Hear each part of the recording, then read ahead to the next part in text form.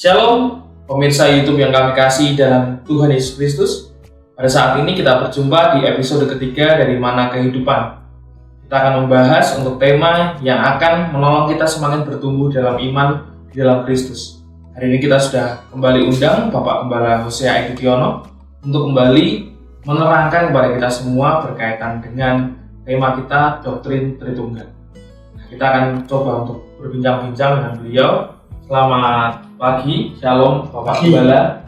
Terima kasih sudah berkenan untuk hadir lagi untuk kita bisa belajar bersama berkaitan dengan beberapa prinsip tentang firman Tuhan pada waktu yang lalu. Dan saat ini kita mau belajar lebih dalam lagi untuk memahami tentang konsep atau doktrin Tritunggal.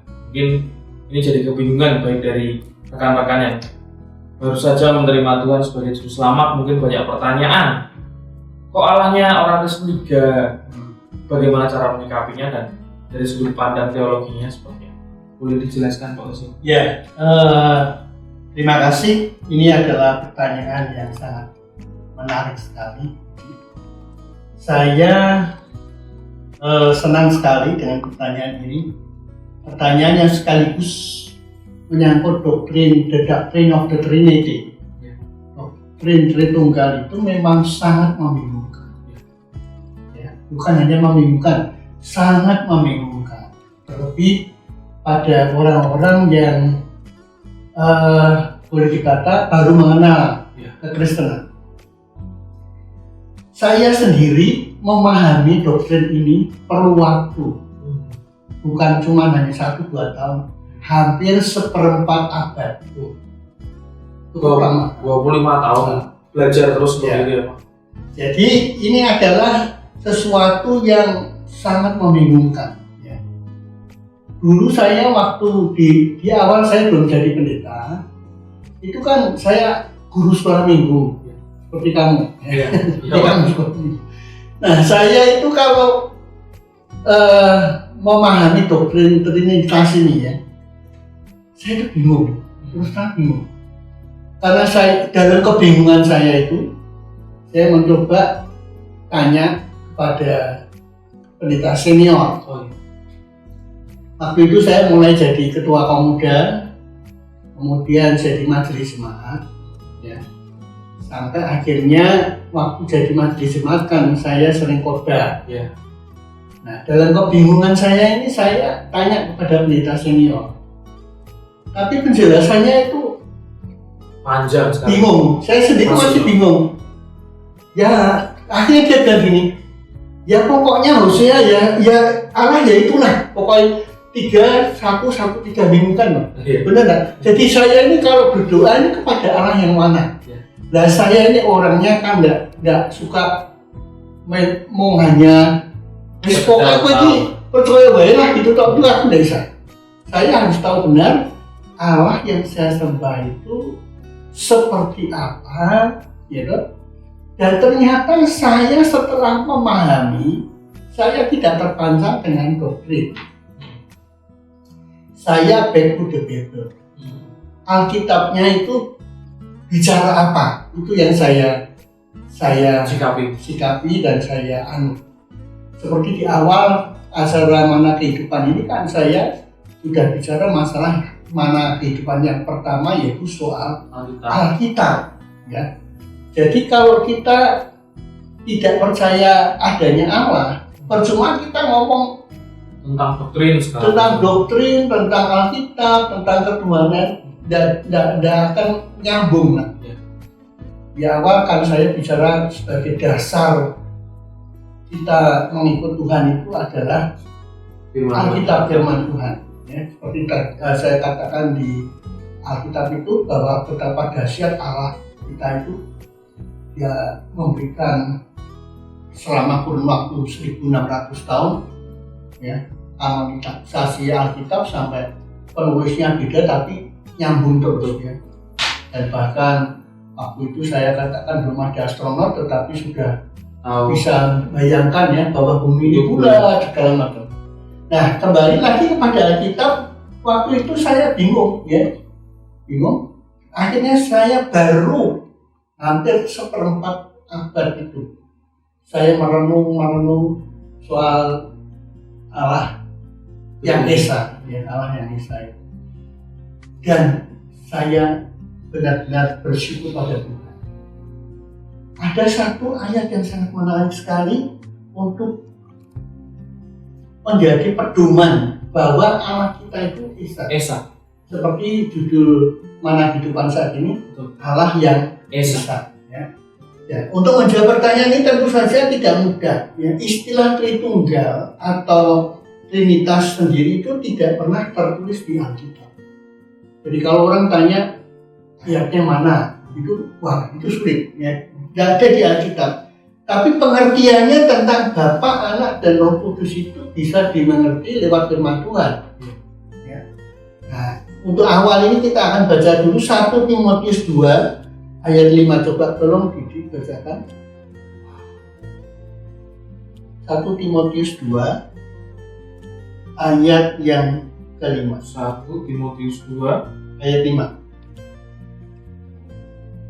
1 Timotius 2 ayat 5. Karena Allah itu Esa, dan Esa pula Dia yang menjadi pengantara antara Allah dan manusia, yaitu manusia Kristus Yesus. Sudah jelas ditulis di situ, karena Allah itu Esa. Sudah itu enggak usah dipersoalkan. Dulu saya bingung ya. Hamba Tuhan senior beri ilustrasi seperti saya. Pak Usia tahu enggak segitiga? Itu kalau sisinya dari kan dari segitiga ya memang benar toh. Ya. Dan namanya juga segitiga. Ya. Jadi saya tidak mau bantah-bantahnya. Ya. Nah kalau segitiga itu sudah jelas segitiga. Kalau sisi satunya ada ya namanya bukan segitiga. Jadi saya cuma hanya manggut-manggut, tapi saya nggak perlu memberikan argumen. Oh gitu ya. Cuman saya masih nggak bisa menerima dengan baik. Ya. Nah. Kita lihat Timotius tadi katakan karena Allah itu Esa, dan Esa pula Dia yang menjadi pengantara antara Allah dan manusia. Sejak manusia jatuh dosa, bagaimana Allah itu bisa menebus manusia itu? Ya, ada pengantara. Ya, ditulis oleh Rasul Paulus kepada murid yang dikasihnya Timotius ini, yaitu manusia Kristus Yesus. Nah, lalu di sini saya bisa melihat bahwa Rasul Paulus itu jelas lewat ayat ini dia mengatakan Allah itu Esa. Jadi jelas menurut saya sangat kurang tepat kalau menyebutkan bahwa Allah itu Allah Bapa. Maaf ini menurut pendapat saya. Allah Bapa, Allah Anak, Allah Roh Kudus. Dengan menambah kata Allah di depan Bapa, Anak, dan Roh Kudus, terkesan seperti 3. Terkesannya kan jadi 3. Hanya untuk penyebutan dan pemilihan kata itu tadi. Betul, ya kan? Allah Bapa, Allah Anak, Allah Roh Kudus. Jadinya Allahnya jadi 3. Ya. Alkitab menulis Bapa, Anak, dan Roh Kudus. Ya. Bahkan Tuhan mengatakan membaptis mereka di dalam nama Bapa, Anak, dan Roh Kudus. Nah, kemudian saya mulai berpikir, namanya itu siapa sih? Ya. Namanya siapa? Jadi mari kita melihat dengan jelas, sampai di sini jelas ya. Iya. Jadi penggunaan pemilihan kata tadi ya. Nah, dan juga pemahaman keesaan Tuhan. Jadi bukan kalau di sini katakan apakah Allahnya orang kesal ada 3? Tidak ya Pak? Pasti tidak. Esa. Esa. Satu ya. Ya. Jadi Allah kita itu Esa. Ya. Tidak bisa dikatakan Allah itu 3. Ya. Tapi bukan 3-1, 1-3 membingungkan. Itu membingungkan lagi. Tidak ada perumpamaan yang terlalu tepat berarti Pak ya. Untuk dicoba dicerna pemikiran kita saat ini. Nah, lalu kita lihat begini ya. Setelah itu kita lebih mendalam lagi membahas masalah ini dengan jelas dan tuntas. Ya, kalau kita lihat di Alkitab, coba dibaca Ulangan 6 ayat 4. Ulangan 6 ayat 4. Ulangan 6.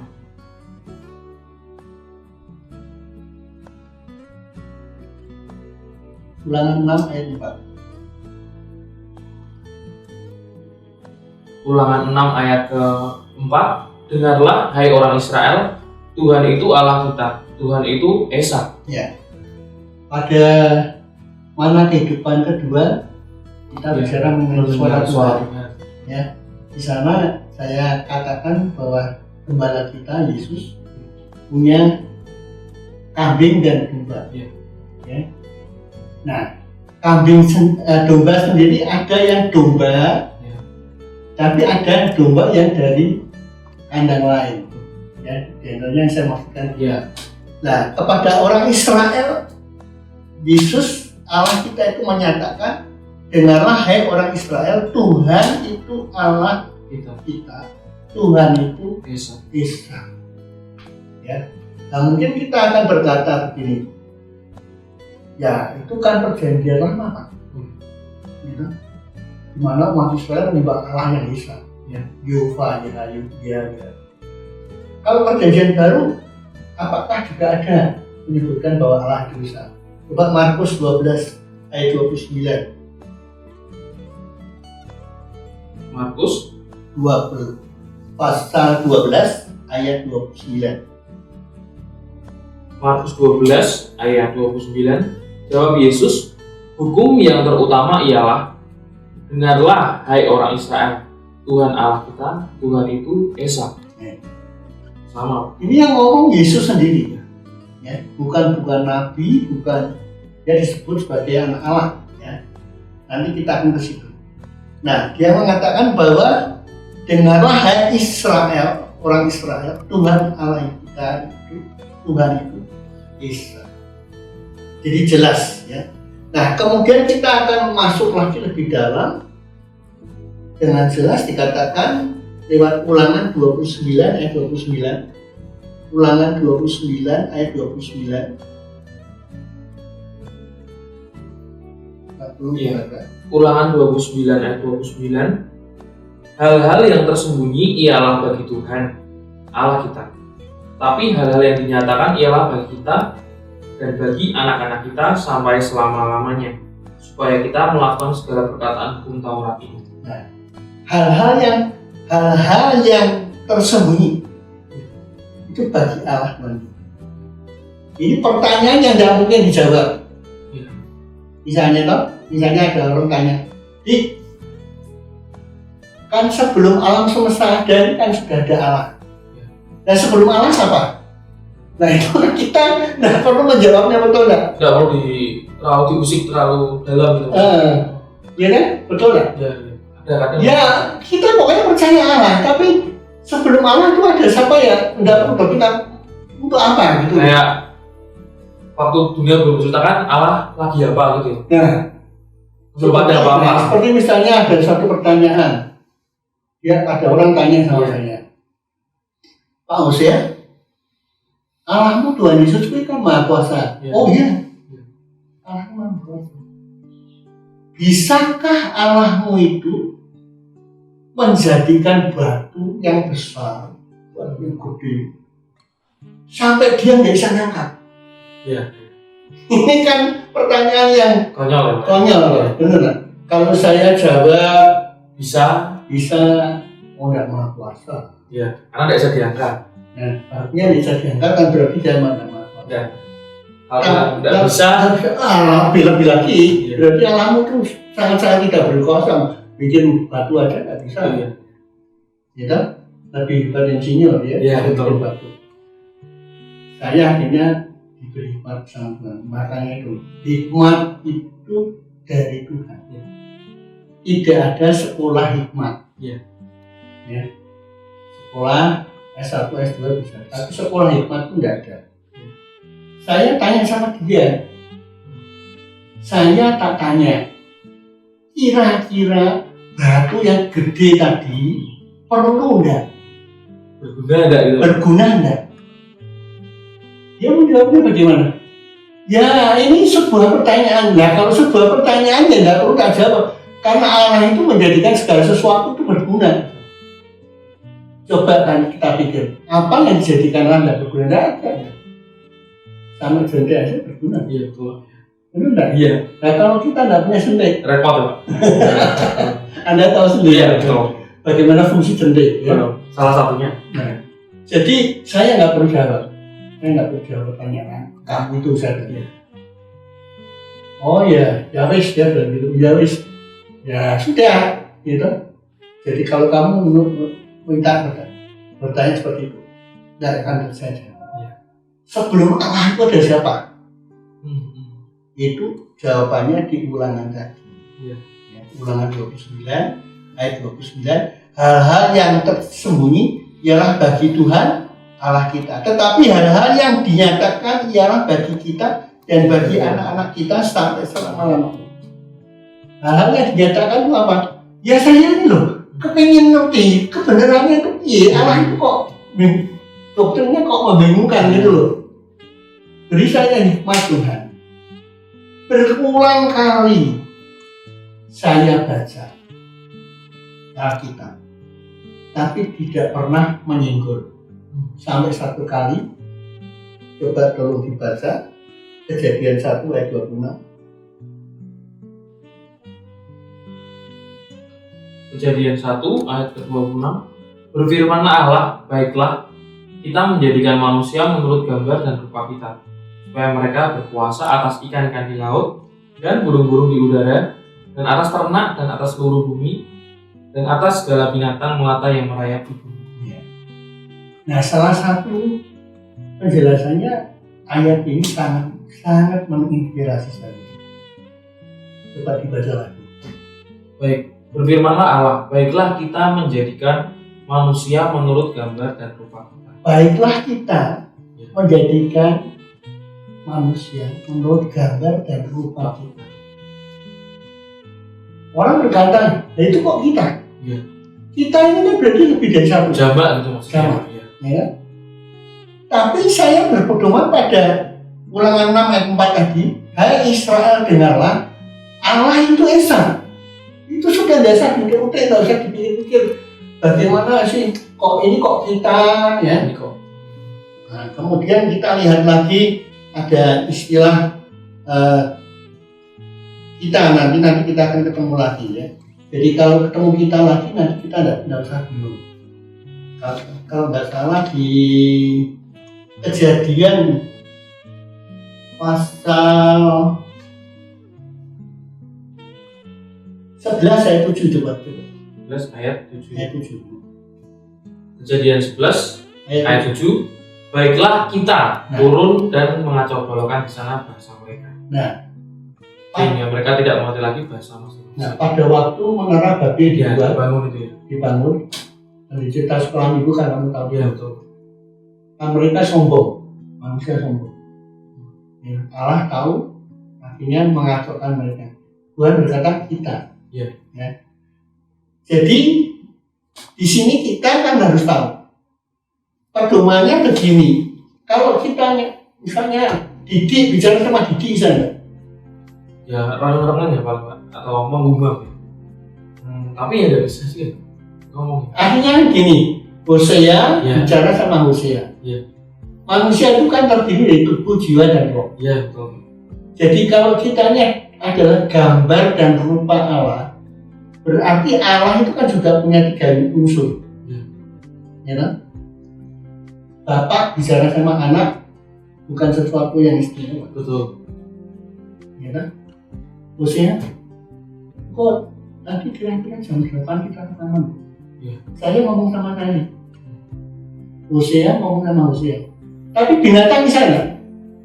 Tidak bisa. Karena binatang kan tidak punya roh. Ya. Karena di sini jelas. Ya, untuk itu tahu. Ya, jadi perbedaan antara binatang dengan manusia itu sangat jelas. Manusia punya 3 unsur, tubuh, jiwa, dan roh. Kalau Allah, kita menjadi gambar Allah, berarti Allah itu juga terdiri dari 3 unsur tadi. Jangan bilang 3. Allahnya 3 sangat. Allah dalam pikiran Allah bisa. Baiklah kita menjadikan manusia menjadi gambar. Jadi jangan diartikan sebagai personil. Tadi saya katakan kalau kita nambahin nama Allah di depan Bapak Anak, terkesan seperti 3. akhirnya menjadi 3. Tapi kalau kita berpedoman bahwa Allah itu satu, Tuhan sendiri ngomong, hai Israel, dengarlah Allah itu bisa. Udah selesai, nggak usah dipikir-pikir. Pada waktu saya masih sekolah minggu, guru sekolah minggu saya bingung. Tapi setelah Tuhan bukakan ayat ini, menurut gambar yang tepat kita, nah saya bisa ngomong dengan saya. Saya buat naskah, kan saya ngomong dengan saya. Oh enggak gitu, dan yang itu kan gitu. Saling saut menyau. Jadi sesuatu yang umum. Yang penting sekarang itu namanya itu siapa? Kita menyebut Allah itu sendiri namanya Ya, itu yang penting. Nah kalau kita sudah tahu bahwa namanya juga satu, maka kita tahu bahwa Allah itu Esa. Ya. Pertama-tama kita berbicara tentang Allah Bapa, Anak, dan Roh Kudus yang namanya kita kenal dengan Tuhan Yesus Kristus. Tuhan itu sebutan sebagai yang Maha Kuasa, disebut Tuhan. Ya kan? Yesus itu namanya, dan Kristus itu yang diurapi. Jadi kalau kita lihat di dalam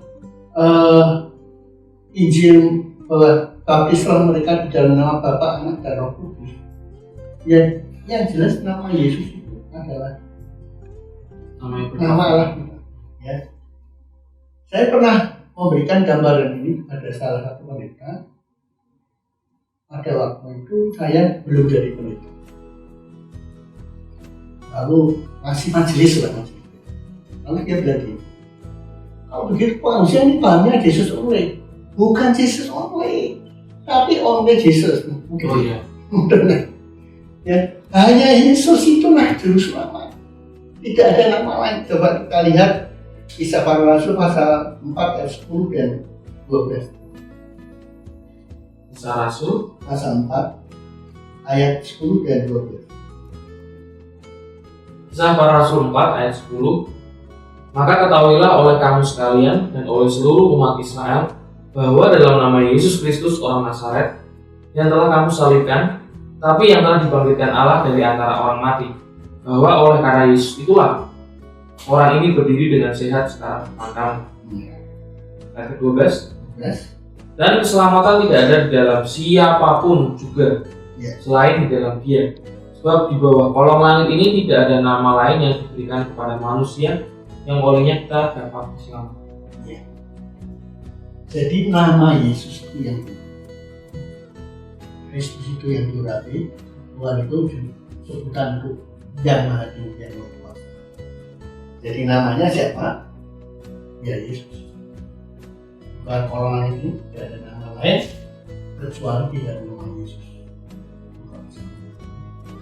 Kalau Didi misalnya pergi ke rumah saya, Didi cari rumah saya mau ketemu dengan Bapak. Tuhan Yesus mengajarkan kalau kamu berdoa, Bapa kami yang ada di surga. Ya. Terakhir kita minta di dalam nama Yesus. Nama Yesus itu yang jelas. Sebab setiap orang bisa menyebut Tuhan yang mana. Siapakah nama?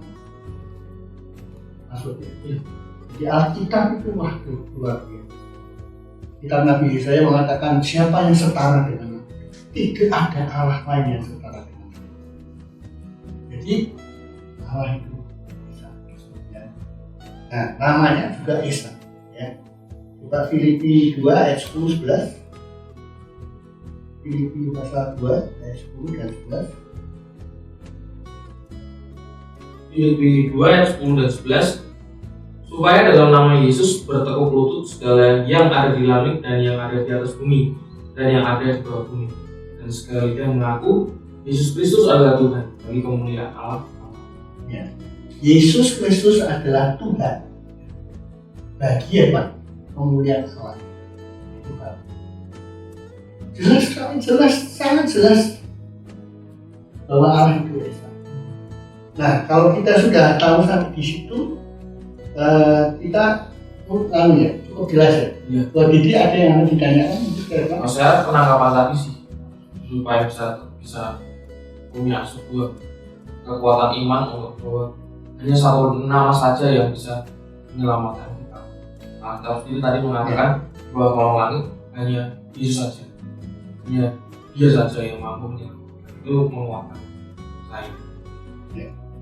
Jadi jelas sekali bahwa kita ini dijadikan Allah ya menurut gambar dan rupa Allah. Kejadian 5 ayat 1 juga berkata.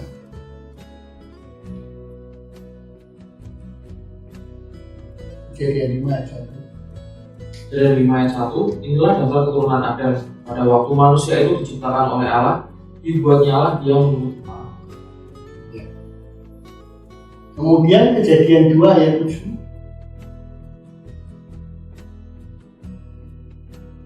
Kejadian 2 ayat 7, ketika itulah Tuhan Allah membentuk manusia itu dari debu tanah dan mengembuskan nafas hidup dari dalam dunia. Demikianlah manusia itu menjadi makhluk hidup. Jadi demikianlah manusia itu menjadi makhluk yang hidup kita ini oleh nafas Allah. Kemudian Pengkhotbah 12 ayat 7. Pengkhotbah 12 ayat 7. Pengkhotbah 12 ayat 7, dan debu kembali menjadi tanah seperti semula, dan roh kembali kepada Allah yang mengaruniakan. Ya.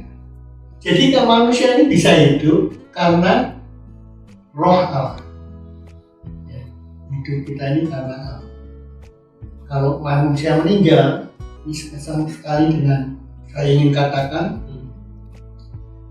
lewat Pengkhotbah debu kembali menjadi tanah seperti yang semula, dan roh kembali kepada Allah yang mengaruniakannya. Ya. Berarti tidak ada roh gentayangan maksudnya. Seringkali ada orang yang ada fenomena di luar sana nunggu 7 hari, 40 hari, 40 ya. Itu berarti bukan orang yang dimaksud berarti Pak. Rohnya kembali kepada Allah yang mengaruniakan. Jelas Pengkhotbah mengatakan dan roh kembali kepada Allah yang mengaruniakannya. Manusia bisa hidup karena Allah yang memberikan roh kehidupan. Jadi hidup mati manusia itu sepenuhnya di tangan Allah. Ya. Jadi hidup mati manusia itu sebenarnya di tangan Allah. Dalam musim pandemi seperti sekarang ini COVID-19, ya, kalau kita sudah melakukan protokol kesehatan sesuai dengan apa yang pemerintah anjurkan, tetapi ternyata kok masih kena COVID, dia kembali pada tapi jangan sekali-kali mencoba itu kan. Allah kan berkuasa loh. Aku ini anak Allah loh. Aja gitu Pak. Ya, mana COVID? Kamu kena COVID? Tak rangkuli ya. Ini kan coba itu, nah, orang sombong. Jarak Iya. Sengaja. Nah, orang yang sombong begini nanti akan dihukum. Tapi kalau kita sudah melakukan yang baik sesuai dengan anjuran pemerintah datang dari Tuhan, benar? Iya. Ayatnya ada. Jadi ya sudah. Kalau kena COVID itu Kasih Tuhan. Karena apa? Pengkhotbah itu mengatakan Allah yang mengaruniakan kehidupan. Sampai di sini jelas ya? Iya Pak. Ya. Nah, kita akan lebih lanjut lagi. Ada orang yang berkata, nah itu kalau Allah satu waktu di dalam kitab Kejadian pasal 16 ayat 13 ya, pada saat Allah ketemu dengan Hagar, kenapa juga menyebut kita? Oh, enggak langsung aku. Oh, selalu Allah itu kok enggak? Aku gitu loh. Manusia sebenarnya. Nah, Allah kita. Nah, memang kalau kita lihat ada orang menggambarkan bahwa kita ini Allah dengan malaikat-malaikatnya. Ada ya. Nah, kalau Allah dengan malaikat-malaikatnya ngomongnya nih, Iya. ya, Allahnya Esa, Betul. tapi ada malaikat-malaikatnya Mendampingi. kita, jadi kita. Nah berarti kita ini kan menjadi gambar malaikat. Iya. Sorry loh ya. Iya. Ya, kita dijadikan bukan menurut gambar malaikat loh. Allah menjadikan kita menurut gambar dan Iya. Allah. Jelas. Jadi malaikat bukan malaikat. Kita menurut gambar Allah. Dan Allah itu Esa. Nah kemudian lagi kita lihat ada sebuah kisah yang menarik ketika di Kejadian 18 ayat 2. Coba tolong dibaca. Kejadian 18 ayat 2. Jadi 18 ayat 2. Ketika ia mengangkat mukanya, ia melihat 3 orang berdiri di depannya. Sesudah dilihatnya mereka, ia berlari dari pintu ke rumahnya menyongsong mereka. Lalu sujudlah ia sampai ke tanah. Ia melihat 3 orang. Nah, ada orang yang mengatakan, nah ini orang yang 3 itu menghadap Abraham. Ya. Jadi dikatakan Abraham bertemu dengan 3 orang. Nah, kadang-kadang kita kan mesti ke situ. 3, 1, 1, 3, membingungkan. Tapi kalau kita baca terus ayat itu, ternyata ya di dalam Kejadian 18 ayat 22, coba tolong dibaca. Kejadian 18 ayat 22. Lalu berpalinglah orang-orang itu dari situ dan berjalan ke Sodom, tapi Abraham masih tetap berdiri di hadapannya. Yang 2 ini berpaling ke Sodom dan Gomora, tetapi Abraham masih Tetap berdiri berdiri di hadapan Tuhan. di depan Allah yang Esa. Jadi yang 2 itu bukan Allah, tapi malaikat. Malaikat. Kenapa saya katakan? Karena Alkitab juga mengurus Kejadian 19 ayat 1 coba. Kejadian 19 ayat 1. Jadi 19 ayat 1, kedua malaikat itu tiba di Sodom pada waktu petang. Lot sedang duduk di pintu gerbang Sodom, dan ketika melihat mereka, bangunlah ia menyongsong mereka lalu sujud dengan mukanya sampai ke tanah. Jadi yang menghadap di tempat Abraham Tuhan di terbanting di tempat wajah terbanting di Mamre itu adalah Allah dengan 2 orang malaikat. Yang 2 ini berpaling menuju ke Sodom dan Gomora, dan ayat tadi 18 ayat 22 Allah berada di hadirat. Kalau dikatakan misalnya di dalam, saya pernah baca di mana saya lupa, Allah itu di mana-mana. Benar enggak? Dan kalau gitu Allahnya banyak. Allah ada di sini, Allah ada di rumahnya Didi, Allah ada di rumahnya Eva. Allahnya kan di banyak. Gitu. Itu kan di luar pikiran kita, benar enggak? Kemahakuasaan Allah itu kan bisa hadir di mana-mana. Hadir. Tapi bukan berarti Allahnya banyak.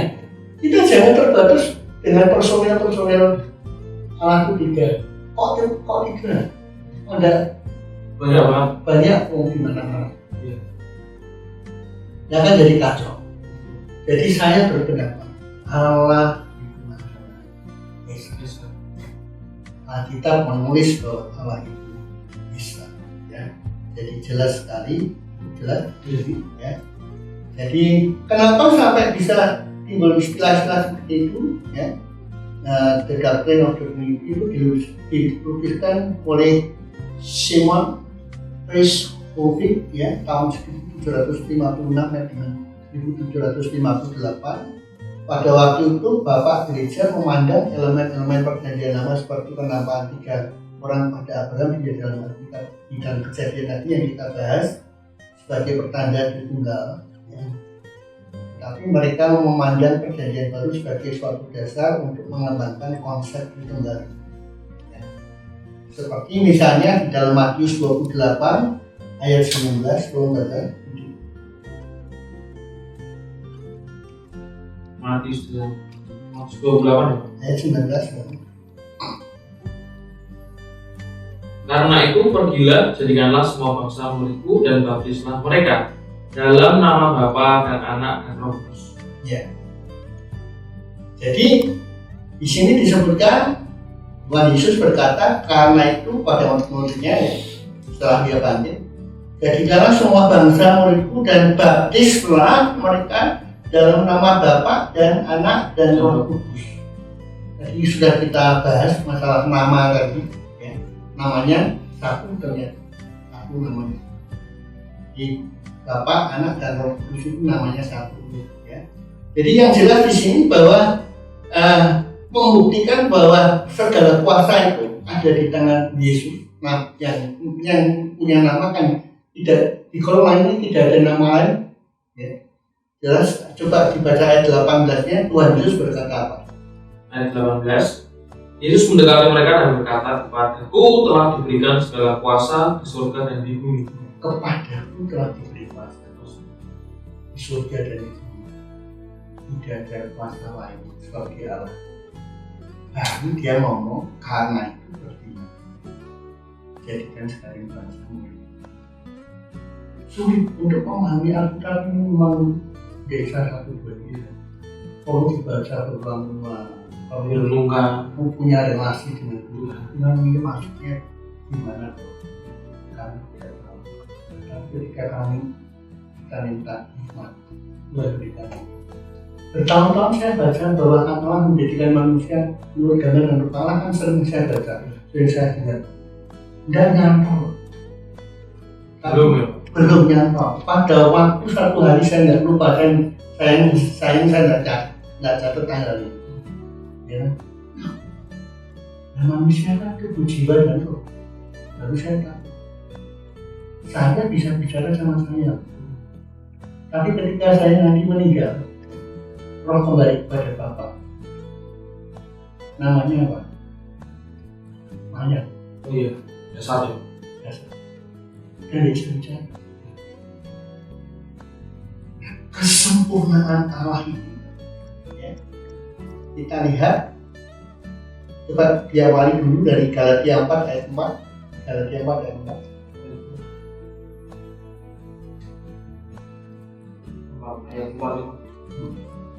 Tapi setelah genap waktunya, maka Allah mengutus anaknya yang lahir dari seorang perempuan dan takluk kepada hukum Taurat. Ya. Di situ disebutkan ketika genap waktunya, ya. Allah yang roh itu, ya. Pada saat dia dalam waktunya, Galatia 4 ayat 4 tadi mengatakan anak apa? Iya, yang lahir dari seorang perempuan. Nah, disebut anak karena dia lahir dari seorang perempuan. Jadi kata anak itu tidak mesti hasil pernikahan seks, Ya, biologis. karena Allah tidak pernah menikah dengan janda, sebab dia Allah.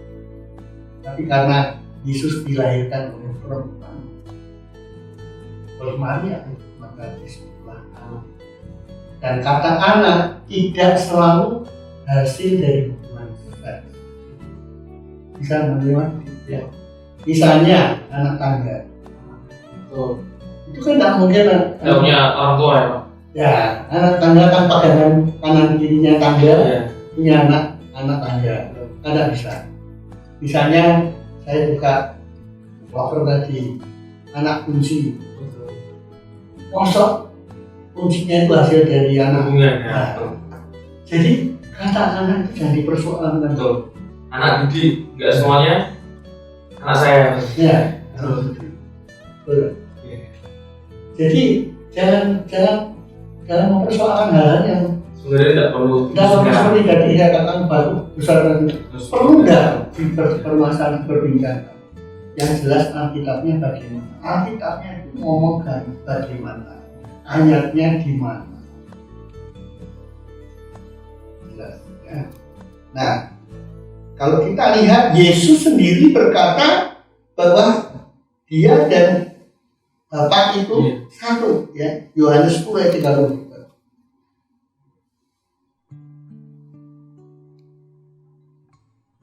Yohanes 10 ayat 30. Yohanes 10 ayat 30. Aku dan Bapa adalah satu. Jadi dia mengaku sekarang keberadaannya. Aku, tapi Yesus kan tidak sombong. Ya, kesombongan tidak dari Yesus. Yang sombong itu setan. Kan? Dia tidak berkata, aku ya Allah, itu kan tidak. Dia cukup ngomong aku dan Bapak sekalian. Selanjutnya kamu mencerna sendiri lah, tidak usah. Orang Farisi menghujat ini. Iya. Ini menghujat dan tidak urusan lagi, hukum mati. Iya. Nah, itu manusia seperti itu. Suka perdebatan ya. Tidak berujung. Jelas Tuhan sendiri sudah bahagia dengan Bapaknya. Kalau kamu melihat Allah, kamu melihat aku, kamu melihat Allah. Karena di dalam Bapak di dalam. Kemudian kita lihat lagi apa yang Rasul Paulus terima hikmat itu lewat surat Kolose 1 ayat 15.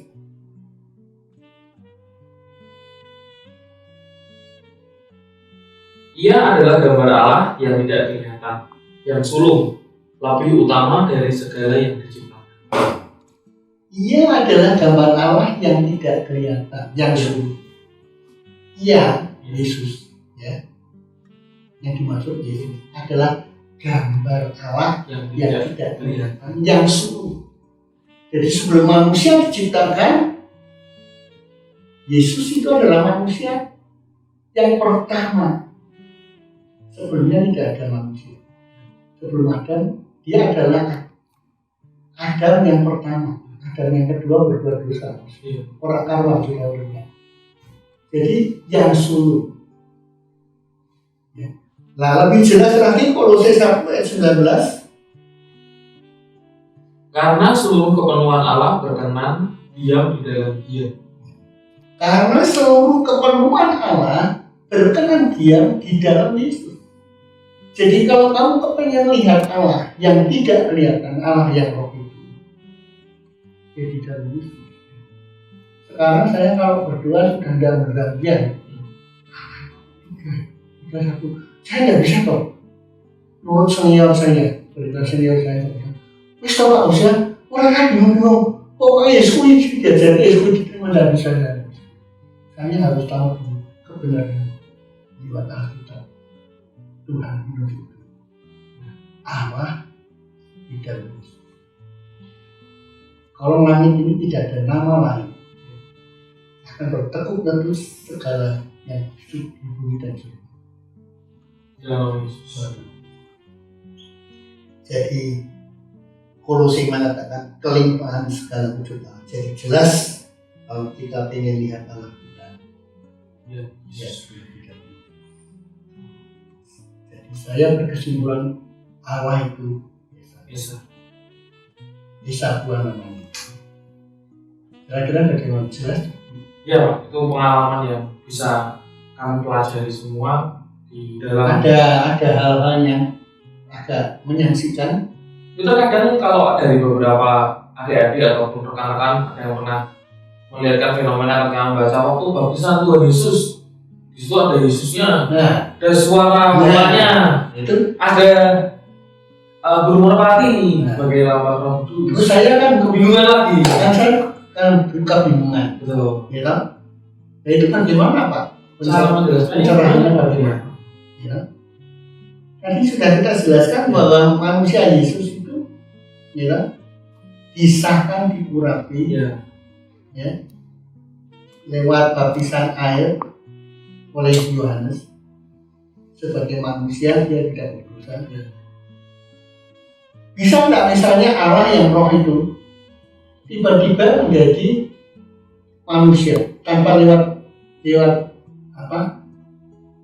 Maria? Bisa ya. Ya, bisa. Nama aja Allah ya. Allah itu Maha Kuasa. Ya. Tapi semua itu menurut Allah itu ada rencana Allah yang indah. Kembali kepada kebebasan manusia mau percaya atau enggak. Ya. Di seluruh taman ini ada banyak pohon. Cuman pohon perawan dan baik dan jahat jangan kamu dimakan. Lagi pada kehendak bebas kita. Bisa nggak Allah menciptakan kamu langsung suci, nggak usah dosa? Allah menciptakan bisa. Lah kalau semangat harus ada pohon orang berdosa, langsung dijadi. Tapi kita ini kan bukan manusia, tapi robot. Robot yang di Robot. Apa kita mau? Allah menjadikan kita ini sempurna, bisa pikir mana yang benar, mana yang salah. Sudahlah, percaya pada Yesus. Dia segala. Penuh kuasa. Gitu. Jadi jangan kita bayangkan Bapak yang mampu anak, Bapak Jokowi. Itu gambar manusia. Kita percaya Allah itu roh. Allah yang roh menjadi manusia di dalam Yesus. Disebut yang sulung. Karena sebelum Yesus tidak ada manusia. Yesus ada lahir dalam orang Maria. Karena dia lahir dari seorang manusia, dia disebut anak. Tapi setelah Yesus melakukan karyanya, dia ngomong terus terang, aku dan Bapak itu satu. Sekian lama Filipus kamu bareng sama aku, kok kamu masih tanya Bapakku bukan Bapakku? Barang siapa melihat aku? Wah, luar biasa.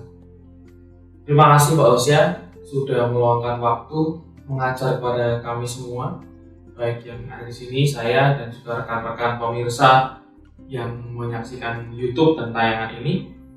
Mungkin kita saat ini sedang mencoba untuk mencari tahu, belajar, merenungkan tentang keilahian. Misalnya Tuhan yang saya sembah itu, Yesus yang saya sembah itu seperti apa? Mungkin masa pencarian ini masih terus berlanjut. Sama seperti Bapak Gembala waktu masa mudanya juga terus mencari. Hal penting yang saya pelajari pada hari ini adalah jangan merasa ketika kita sedang mencari Tuhan itu mudah menyerah. Enggak mungkin selesai, akhirnya berhenti dan malah tidak beribadah, tidak menjalin hubungan pribadi dengan Tuhan. Justru dari tayangan ini, pelajaran hari ini, kita semua yang sedang mencoba dan berusaha sekuat tenaga untuk menyembah Tuhan dengan pikiran kita yang masih sempit, jangan berhenti, karena semakin kita punya kehausan, rasa haus dan lapar akan Tuhan sendiri, dia pasti akan buka jalan. Sekarang, besok, nanti, selamanya cinta dengan Tuhan, dia pasti akan bukakan pengertian yang luar biasa untuk kita mengetahui. Jadi jangan menyerah dalam belajar tentang Tuhan, jangan menyerah untuk terus mengasihi Yesus penuh hati dalam hidup kita, karena dari dialah dan kepada dialah dan oleh kepada dianya kita semua bisa saat ini menikmati segala anugerah kemurahan dari Bapa di surga. Kita tutup untuk mana kehidupan pada hari ini. Saya percaya semua dalam lindungan Tuhan Yesus. Pandemi wabah COVID ini, saya percaya semua dalam kehendak Tuhan. Dia yang berkuasa untuk menghilangkan dan juga menyembuhkan setiap pribadi yang mungkin terpapar dan sakit. Dia punya kuasa karena dia Tuhan. Terima kasih, saya ucapkan luar biasa untuk seluruh pemirsa YouTube. Tuhan Yesus mengasihi saudara sekalian. Terima kasih.